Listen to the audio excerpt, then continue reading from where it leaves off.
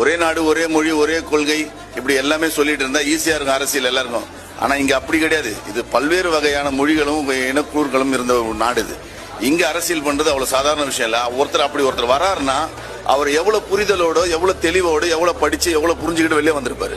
நீங்க ஒரே சுத்துல அவருக்கு அரசியல் தெரியுமான்னு சொல்லிட்டு தூக்கி போட்டு போயிட முடியாது. அவர் அறிவாளி தான். அவர் படிச்சது எனக்கு எப்படி தெரியும்? அவர் வர்றாருன்னா இவ்வளவு பெரிய விஷயத்த தூக்கி போட்டு வெளியே வர்றாருன்னா, சரி நான் அவனு கேட்கறேன், இந்த வேலையை தூக்கி போட்டு நீ வெளியே அரசியல் பண்ணலாவா?